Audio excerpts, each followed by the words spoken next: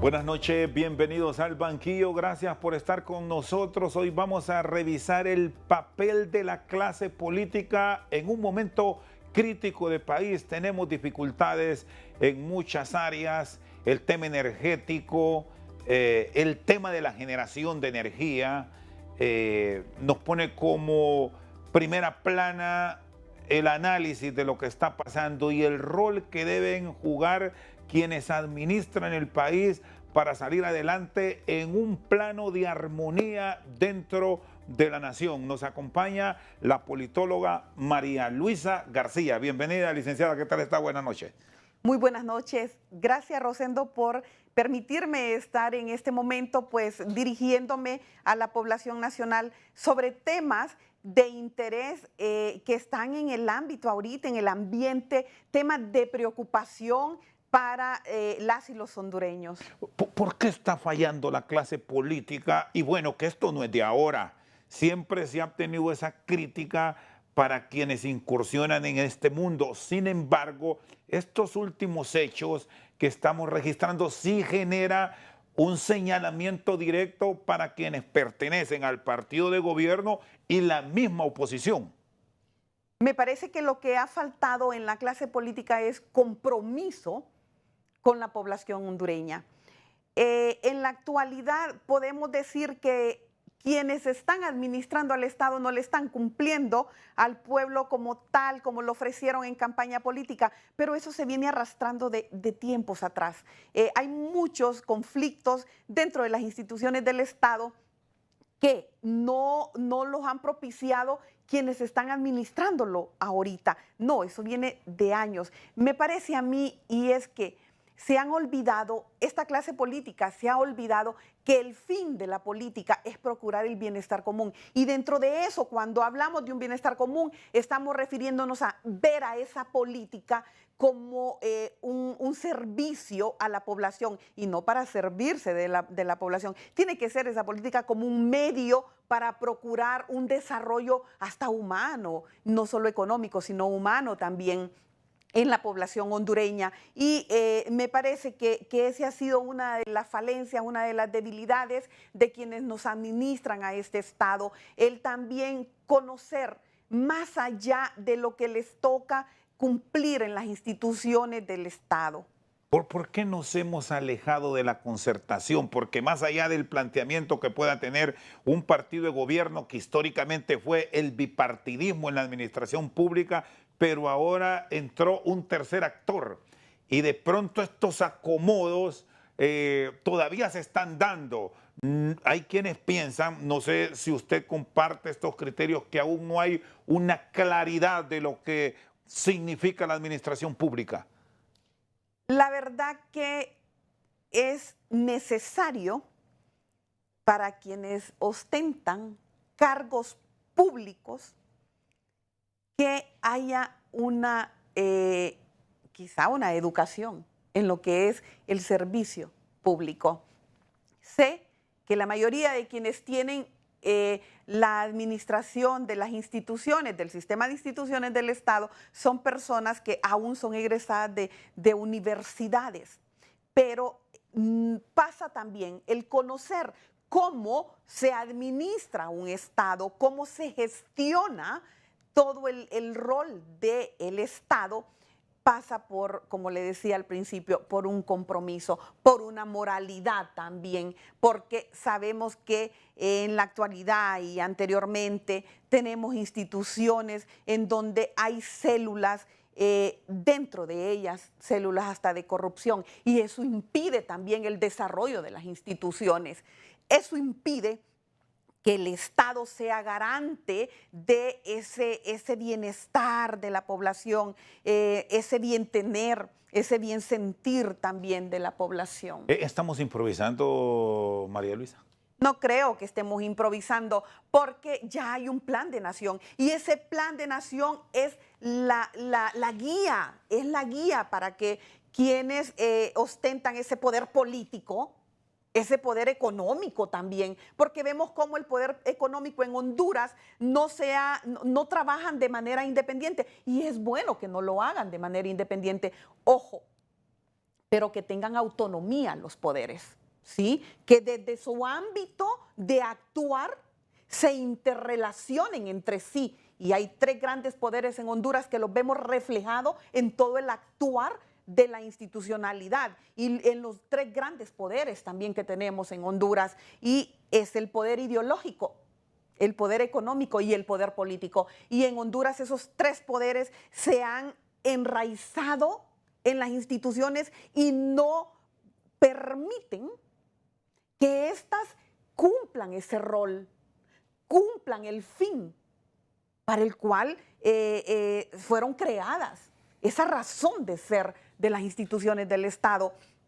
Cuando en un país o en una nación, en un Estado, hay personas que no tienen las competencias para ir a dirigir la institucionalidad y no se dejan asesorar por personas que sí conocen de los temas, porque eso pasa también en Honduras. Las y los hondureños muchas veces nos consideramos todólogos y no es así. Debemos permitir el asesoramiento por personas capacitadas en los temas. Y eso advierte que se está presentando en este momento, que si bien hay algunos altos cargos dentro de la administración pública que no tienen esa expertise y que están en un proceso de aprendizaje incluso, se dejan asesorar, dejan que alguien con algún grado de mayor conocimiento del área donde están le guíe, o estamos con círculos cerrados que cada día nos están llevando a un estado más complejo. Todos los estados son complejos, todos son complejos, ¿sí? La administración pública no es fácil, es compleja. Al igual que el cuerpo humano, así veo yo al Estado como un cuerpo humano. El cuerpo humano es complejo porque hay órganos que son necesarios, pero deben actuar de manera independiente.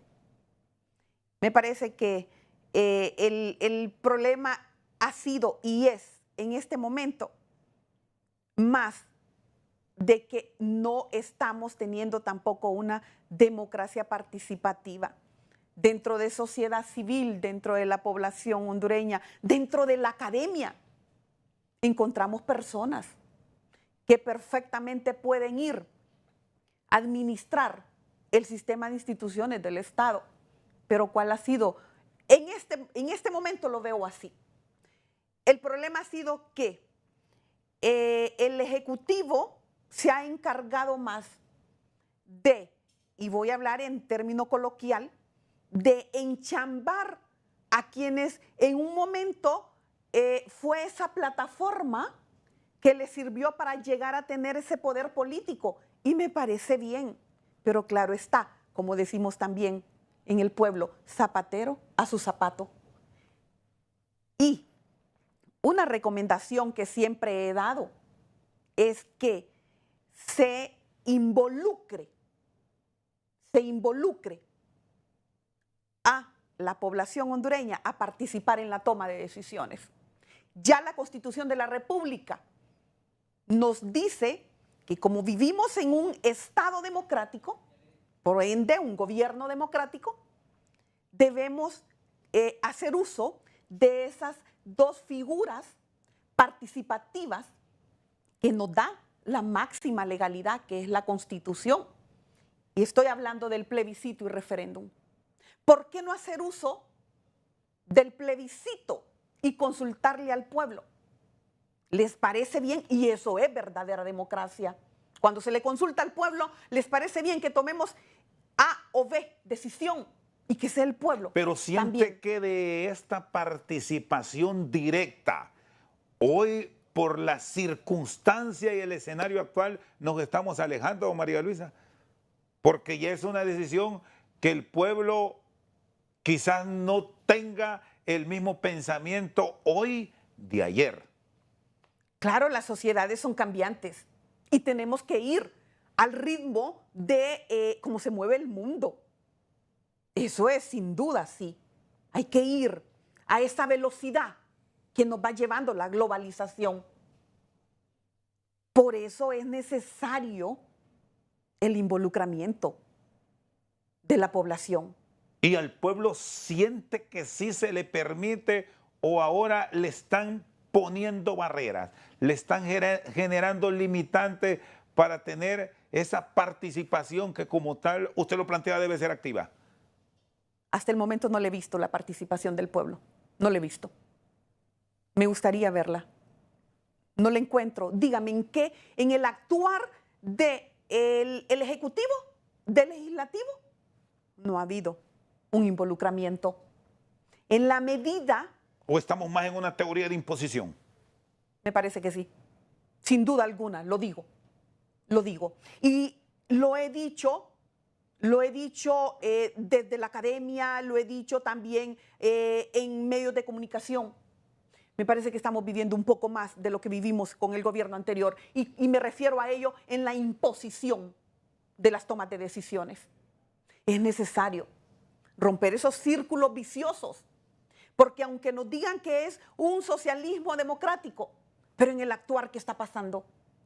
¿Realmente estamos teniendo democracia? Claro está, usted dirá si la democracia del siglo XXI es totalmente diferente. Pero claro, esa democracia socialista se construye desde abajo. Si usted las decisiones las impone, solo le dice al pueblo, cúmplalo, cúmplase. ¿Eso qué es? Eso no es democracia. Eso no es socialismo tampoco. Muy bien, la politóloga María Luisa García con nosotros al banquillo. Hacemos una pausa, ya regresamos. Por justicia, este pueblo se merece que se le respete, que se le valore y por lo tanto debe ser considerada principios y valores en las y los candidatos. Personas honorables, personas que no tengan ni hayan tenido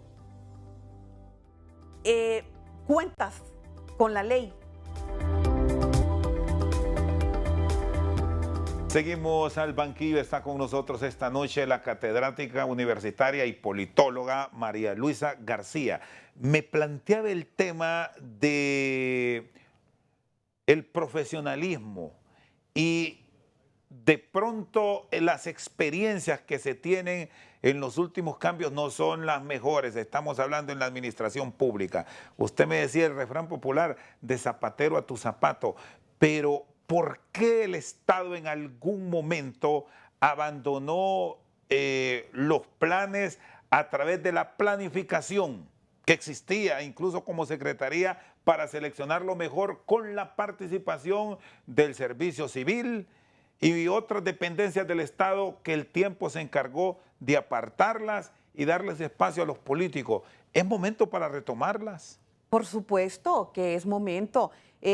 Tengo entendido que ya inició ese proceso de acercamiento con la academia, con algunas instituciones de sociedad civil y también instituciones del mismo Estado. Tengo entendido que sí, en eso están ahorita porque precisamente ayer me comunicaban de que se habían reunido, habían tenido el primer acercamiento precisamente en Ciudad Universitaria para poder retomar esa planificación, dar los lineamientos a los poderes, a los mismos poderes del Estado y a las instituciones también.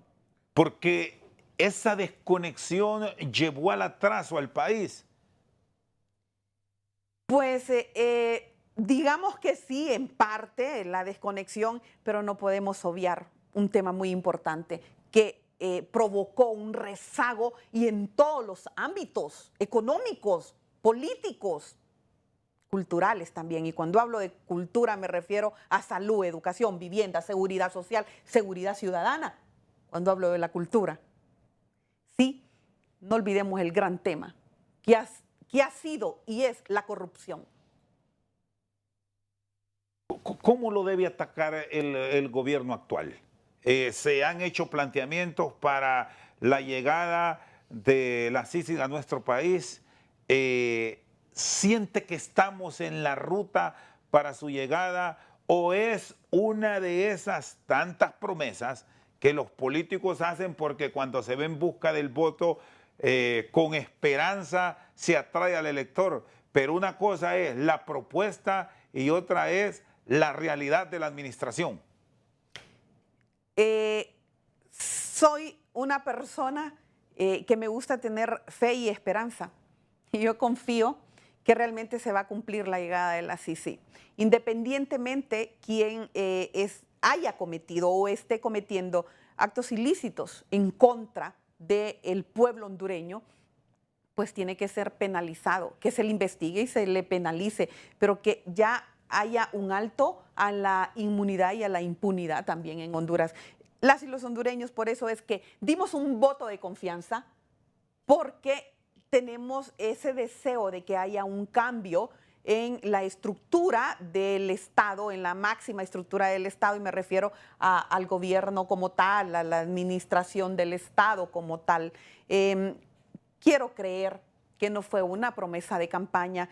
Por supuesto, para la llegada de la Sisi, ya bien nos lo decían hasta organismos internacionales, debe haber un cambio hasta en la legalidad primaria de Honduras, ¿sí? Y me refiero al Código Penal. Debe ser revisado ese Código Penal para que pueda la Sisi y que no tenga los sesgos políticos tampoco, que venga de manera independiente a actuar. Eso es lo que necesitamos. ¿Cuál debe ser el comportamiento de la propia clase política? Porque por ello pasa por decisiones que en principio las va a impulsar el Poder Ejecutivo, pero que en muchos casos deberá contar con la aprobación del Congreso Nacional. Como es sabido por todas y todos en Honduras, algunos de las y los diputados han estado involucrados en actos incorrectos, indebidos, ilícitos. Con eso le estoy diciendo que no esperemos que la situación va a ser fácil para que se apruebe la llegada de la Sisi. Si vemos cantidad de opositores para que se llegue la Sisi, para que se instaure la Sisi en Honduras, pero estos opositores, ¿por qué lo hacen? ¿Qué tienen que esconder? Y ahí, repito, no son verdaderos políticos. No son verdaderos políticos. El verdadero político actúa con honestidad, con transparencia. Y la mayoría de la clase política en Honduras sabemos que hasta las campañas han sido financiadas con dinero no correcto, no debido. ¿Qué expectativas se deben tener de este proceso de elección que ya ha arrancado? La Junta Proponente trabaja en buscar los profesionales del derecho idóneos para desempeñarse como fiscal general de la República, fiscal general adjunto, y de pronto de ahí puede salir el director de fiscales. Eso por un lado. Y de la otra parte ya lo pasado y las decisiones tomadas por el Pleno, hablando del Congreso, en la elección de la Corte Suprema de Justicia, que ha generado mucha expectativa en estos primeros meses de funciones. Lo que debe prevalecer, sabemos muy bien que la legalidad ya estipula los requisitos para ostentar estos cargos, tanto en los magistrados ante la Corte Suprema de Justicia como para el Ministerio Público. Sí, hay que aplicar la legalidad, pero sobre todo, la ley debe ir a la par con la justicia. No se puede desligar la legalidad con lo justo. Y por justicia, este pueblo se merece que se le respete, que se le valore, y por lo tanto debe ser considerada principios y valores en las y los candidatos. Personas honorables, personas que no tengan ni hayan tenido cuentas con la ley. Me parece que también debe ser comprobado esos principios, esos valores. No es difícil en Honduras porque todas y todos nos conocemos, más quienes están en la palestra pública. Tenemos personas con mucha credibilidad moral. Hay que darles la oportunidad. No, independientemente del partido político al que pertenezcan, pero si tienen, en primer lugar, moralidad, tienen los requisitos legales y tienen un compromiso por sanear también las instituciones del Estado. Hay que darles la oportunidad. ¿Y cómo desprenderse, licenciada García, del tema político como tal en un proceso de esto? Porque ya sabemos, con lo que se ha visto de la experiencia de país, que ahí se va a buscar alguien, y esto que lo han dicho casi que público, del partido de gobierno, o que por lo menos simpatice con Libertad y Refundación, que es el caso de ahora, que nos gobierna. Y si vamos más atrás, pues si estaba gobernando el Partido Nacional, era alguien del Partido Nacional, y cuando fue liberal, pues fue lo mismo. Excepciones de la regla encontramos en la elección de la Corte Suprema de Justicia del periodo de José Ascona, que por un arreglo político siempre fue un de simpatía nacionalista quien dirigió la Corte Suprema de Justicia. Por cierto, un hombre honorable. Como le decía al principio, no, es que la política usted no la puede desligar de ningún asunto. Ojo, la política como tal. Yo no estoy hablando de partidismo político, que es totalmente diferente. Porque la política es esa, como le digo, que es un medio para servir. Para servir. Pero los partidos políticos se han perdido en el fin. Ellos no hacen una política. Llámele de cualquier nombre, pero no política. Porque es más, recuerde que el vínculo del Estado con el pueblo, ¿quiénes son? Los partidos políticos. Por lo tanto, no deben de perder esa luz, ese faro que ya tienen, que es el compromiso para hacer las cosas bien. Y bien lo saben cómo hacerlo, por supuesto. Todos los gobiernos, como decía usted, quieren gobernar o todo o nada. Y eso es permitido. Y es más, nosotras y nosotros los hondureños les hemos permitido que no debería ser así. Porque en una democracia, repito, participativa, debe haber esa apertura sin sesgos de partidos políticos. Está bien que el partido que esté en el poder ponga a las personas que ellos consideren que van a ir a cumplir un fin, un rol. Pero, como le decía al principio, que no se olviden que esas personas deben tener altura moral, deben tener ese don de servicio, y que vayan con esa claridad, que van a ir a sanear las instituciones del Estado, que no les tiemble la mano cuando investiguen y cuando apliquen la justicia tampoco, independientemente si es el amigo, si es el compadre, o si es el mismo correligionario de partido político. Pero eso se está dando ahora mismo, licenciada García, o se está cubriendo todo lo que tiene que ver con la administración y el desempeño de la administración pública como tal, con amistades, con parientes incluso. Porque lo que buscamos al final es protegernos, que no nos vaya a pasar nada. ¿Está ocurriendo? Por supuesto que está ocurriendo. Y lo hemos visto, por ejemplo, y he sido una de las que ha criticado. ¿Y estamos a tiempo de cambiarlo? Por supuesto que sí, estamos a tiempo. Nunca es tarde para rectificar. Para rectificar. Y que no se les olvide a quienes tienen esa administración del Estado, quién se las dio. Que no se olviden quién les dio ese poder político que hoy tienen. Que no se olviden que el Estado no solo es de ellos. El Estado, ya lo dice hasta la Constitución, somos las y los hondureños. El Estado es la protección también de nuestro territorio. Y cuando hablo de esa protección me refiero a que los recursos naturales deben estar al servicio de la población y no privatizados. Y la soberanía, que no se les olvide también, que la soberanía no es más que la legalidad que tenemos en el Estado de Honduras para autoadministrarnos, para autorregularnos. Y en Honduras tenemos cantidad de leyes. Pero esas leyes hay que aplicárselas por igual a todos los hondureños y hondureñas. Muy bien, está con nosotros la licenciada María Luisa García, experta en política, hablando de la realidad que actualmente se vive en Honduras. Pausa, ya regresamos. En primer lugar, se nos vendió como un partido de cuadros.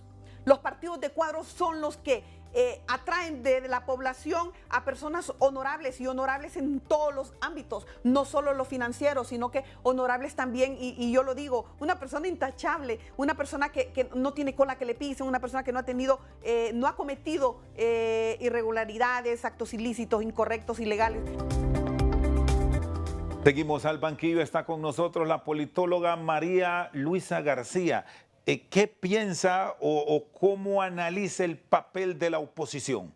Y hablando de la oposición, vámonos por parte, licenciada García. El mayor partido de oposición es el Partido Nacional, que mantuvo la administración pública por los últimos 12 años. Y ya sabemos todo lo que dice el actual gobierno de los últimos 3 periodos de la presidencia del país. En primer lugar, no es una verdadera oposición. Hablan, que ocultan, ya lo sabemos también. Solamente para mí, cuando salen a decir que son oposición, que salen a criticar, está bien que critiquen, pero que no se les olvide que eso que hoy critican no lo hicieron ayer ellos tampoco. Porque entonces, si ellos saben cuál es el camino a seguir, ¿por qué no hacen propuestas? Que lo hagan, esas propuestas.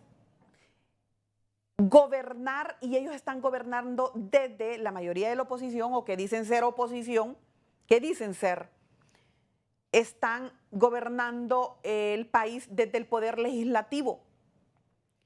Ahí se puede hacer mucho.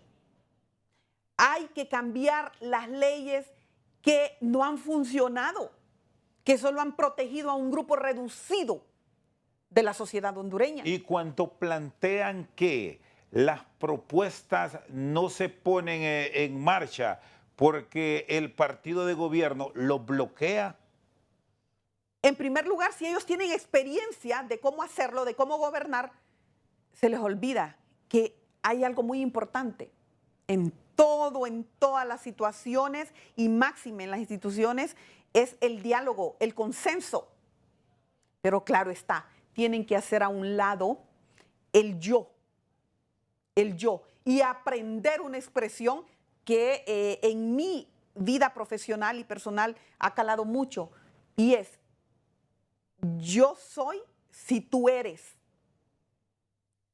Ellos van a ser personas que la sociedad hondureña va a considerarlos para que en un futuro cercano o lejano administren nuevamente al Estado. Pero sí tienen que cambiar su actitud, tienen que cambiar el hecho de solo criticar o señalar más que críticas, porque cuando usted critica es porque tiene una propuesta, pero yo no les veo propuesta a ellos, no he sabido de una propuesta.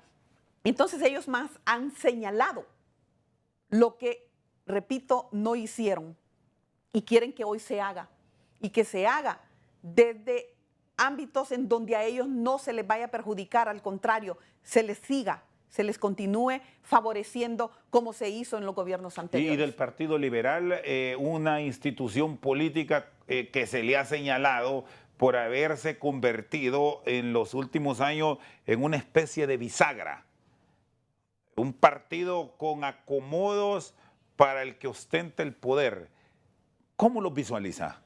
Perdieron credibilidad. El Partido Liberal de Honduras perdió ese liderazgo que tuvo por años.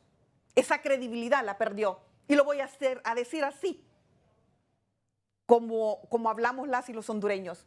Desde el momento que pusieron como la cabeza principal del partido político a una persona señalada con actos indebidos y que fue juzgado, pero desde ahí perdió credibilidad. Y es que me pregunto, ¿acaso dentro del Partido Liberal no habían honorables? Por supuesto que lo habían. Pero ¿qué pasa?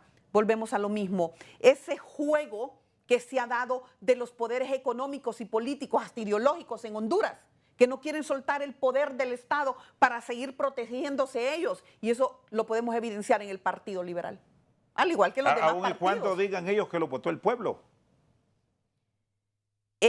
Siempre hay...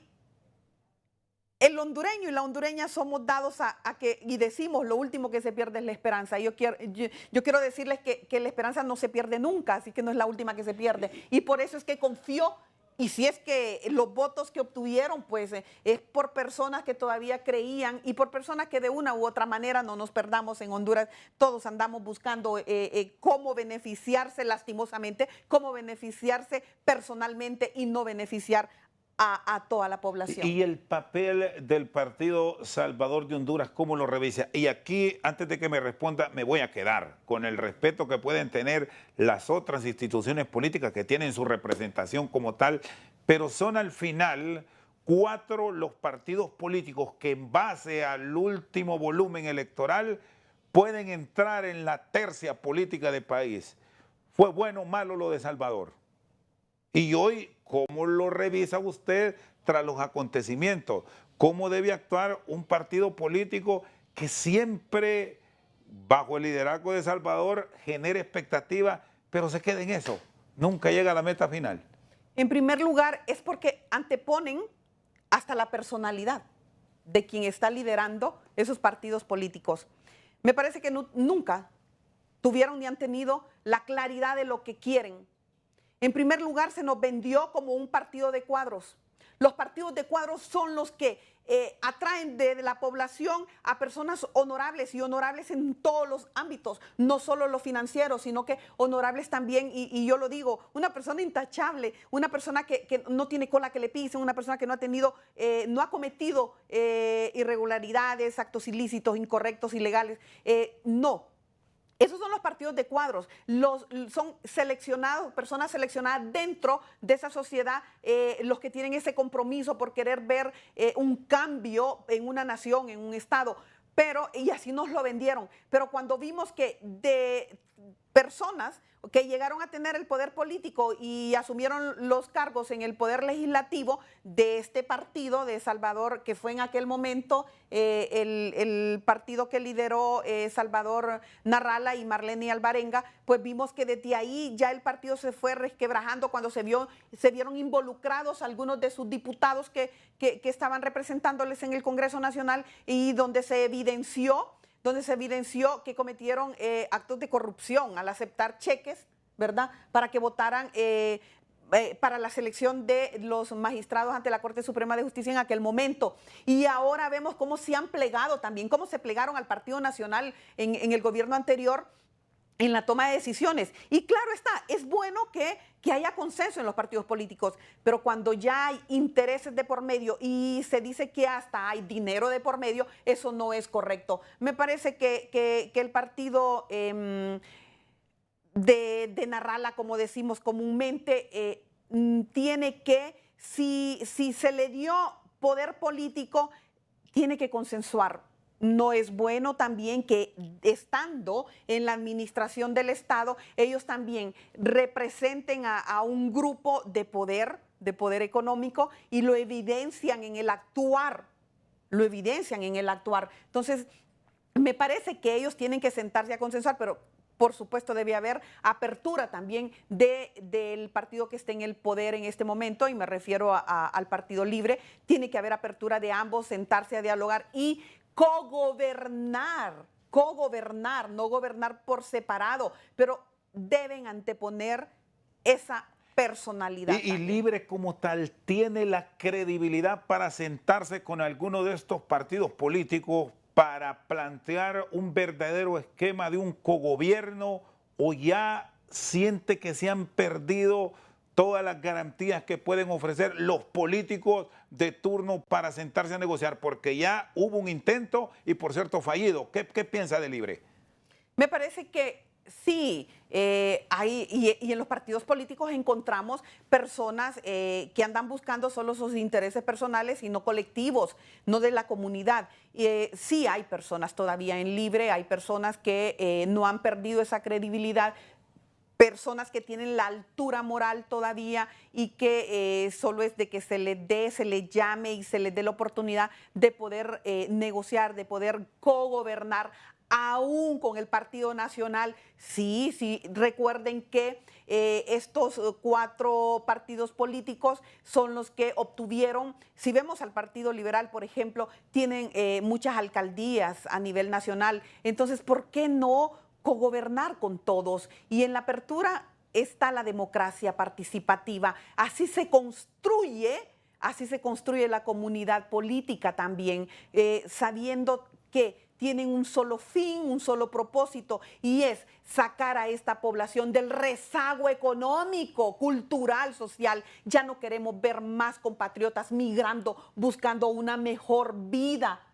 Ya no queremos ver eso. ¿Y cómo debe orientarse, ya después de haber pasado año y medio casi de administración pública, el resto de su gobierno? Hay quienes piensan, y quiero su análisis, de que ya no se debe estar culpando lo ocurrido en la administración anterior. Hay otros dicen que sí, porque continúan prácticamente tratando de armar un rompecabezas que incluso le faltan piezas dejadas por el pasado gobierno. ¿Cuál es su visión, licenciada García? Voy a tomar un ejemplo de la salud. Cuando un individuo se siente mal, quebrantado su salud, acude al médico, ya sea le hacen un diagnóstico general, le hacen radiografías, pero no se queda con ese diagnóstico ni con esas radiografías. Ese individuo busca cómo solucionar el problema y es igual, es igual. Ya se hizo el diagnóstico, ya vimos qué institucionalidad nos dejaron, ya vimos que al país nos lo dejaron inmerso en un alto índice de pobreza, de desempleo, de inseguridad ciudadana, ya lo vimos, pero ya tenemos el diagnóstico, ahora a trabajar, a trabajar. Ese compromiso que nos ofrecieron cuando estaban en campaña política, lo queremos ver reflejado en las tomas de decisiones. Si es necesario limpiar la institucionalidad, porque dentro de las instituciones todavía están esas células de corrupción.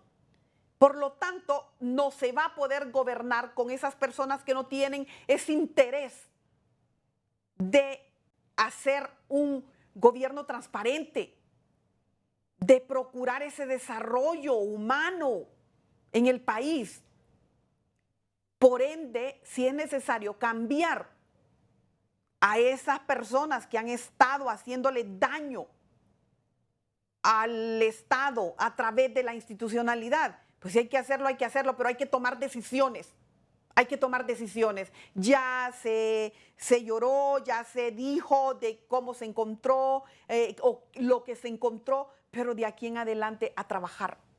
A trabajar. El país tiene las condiciones, el pueblo tiene las condiciones para salir adelante. Muy bien, la politóloga María Luisa García con nosotros al banquillo. Una pausa, ya regresamos. Usted mencionaba anteriormente que en El Salvador Nayib Bukele está queriendo reducir el número de diputados. Y yo me pregunto, en Honduras, los 128 diputados propietarios y suplentes que tenemos, ¿nos representan verdaderamente ante el Poder Legislativo? Contesto que no. Puedes volver a ver este programa ingresando a televicentro.com en la sección TVC Play. Seguimos esta noche al banquillo, está con nosotros la politóloga María Luisa García. ¿Qué piensa de cómo están nuestros vecinos? La política de Nicaragua, de Ortega, de lo que está pasando ahora mismo en El Salvador, con cambio, alguien diría, voy a usar un término muy típico de la hondureña, cambios brutales de Bukele, y lo que ofrece en política Guatemala, que es de pronto el país de la región con mucho más cambio. En Guatemala cada periodo de gobierno están apareciendo candidatos que como por arte de magia llegan al Ejecutivo, frente a lo que vivimos en Honduras. Visión de lo que pasa en Nicaragua.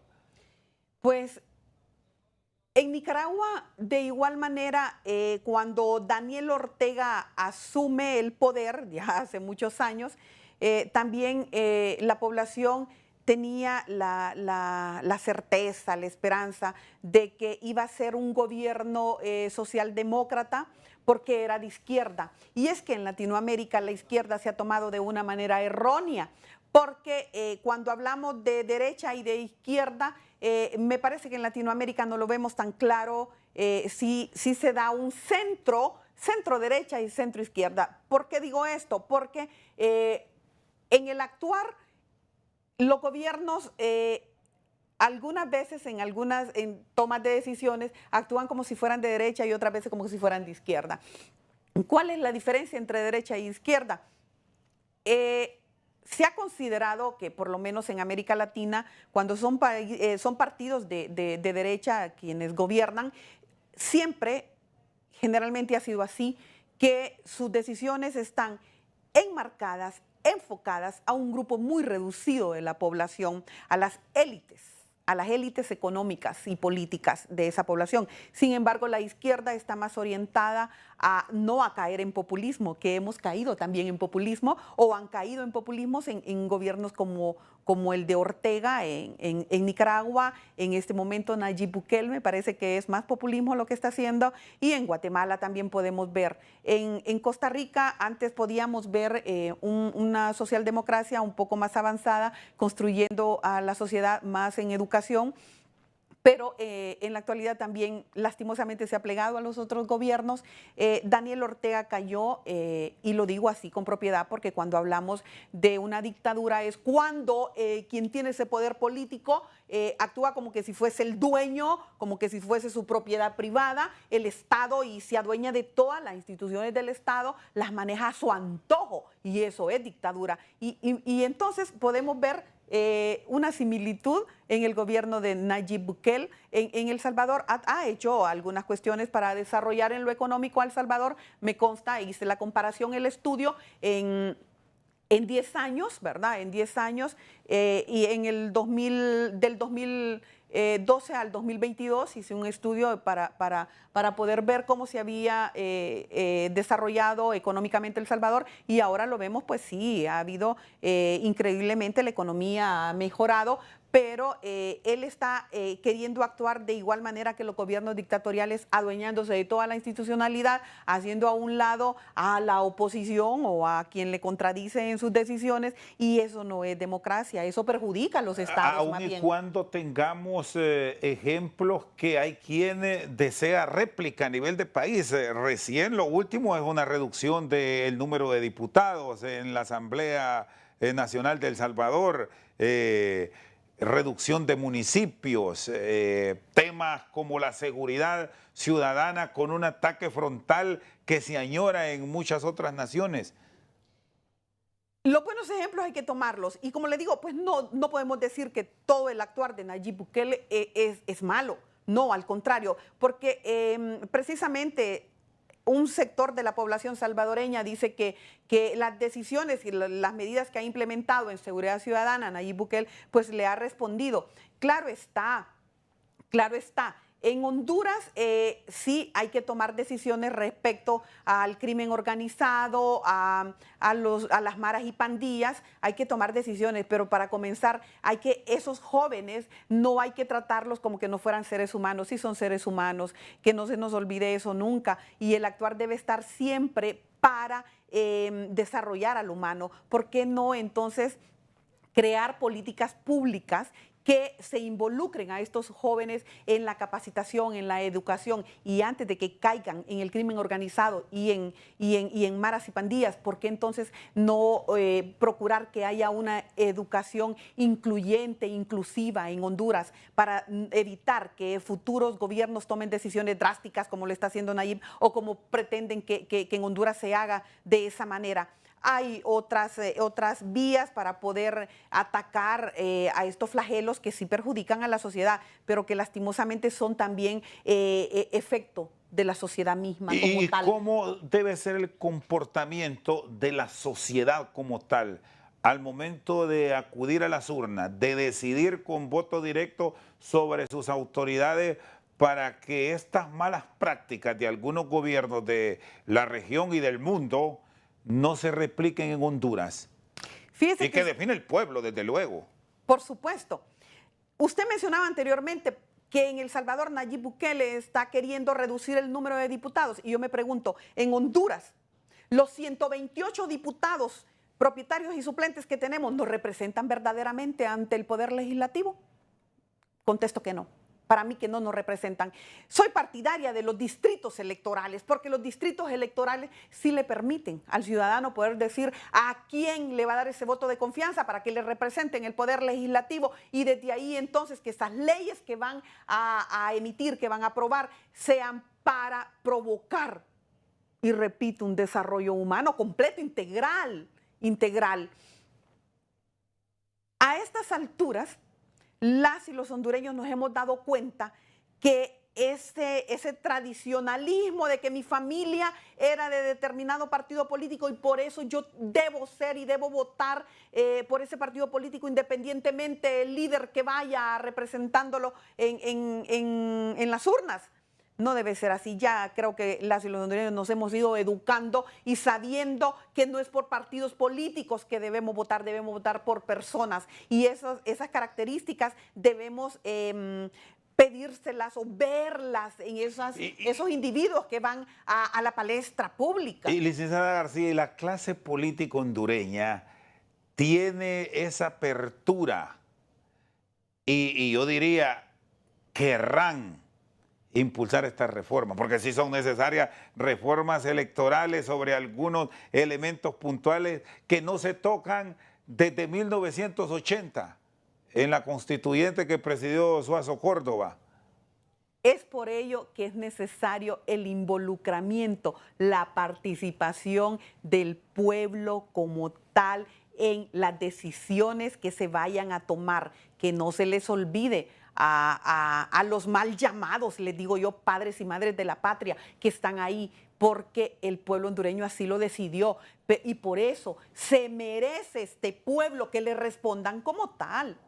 ¿Qué reforma es innegociable que deberá plantearse y de ahí el pueblo hondureño y la sociedad tendrá claro que los políticos de nuestro país sí quieren cambiar de cara al próximo cuatrienio? Bueno, hay muchos aspectos que realmente no deberíamos cambiar y es como que se respete la voluntad popular. Ese es el primer aspecto que no debemos cambiar. Exigir ese respeto a la voluntad popular, que si el pueblo decidió darle ese poder político a determinada persona, pues respetárselo, pero no cometer las mismas atrocidades que se han cometido en años anteriores. ¿Por qué los países de América Latina tienen esa tendencia de haber ido hace un tiempo atrás a la izquierda, pero están cambiando en algunos casos? ¿Qué observa? Se pierden en el camino. El deseo de poder, de tener poder, de llegar a tener riquezas, ese egoísmo que tenemos las y los seres humanos también es lo que nos lleva a actuar de una manera y no de otra, y de manera incorrecta, de manera grosera, injusta también para las sociedades. Licenciada García, le agradezco. Feliz noche. Un gusto, muchísimas gracias, Rosendo, pueblo hondureño, muchas gracias. Pues estamos a la orden para, desde la academia también, poder fortalecer esos conocimientos que ya tenemos en la población hondureña, y le diré que soy una mujer muy comprometida con mi pueblo, porque estoy aquí por ese pueblo que me ha formado. Muy bien, María Luisa García, politóloga hondureña con nosotros esta noche al banquillo. Por su sintonía, muchas gracias.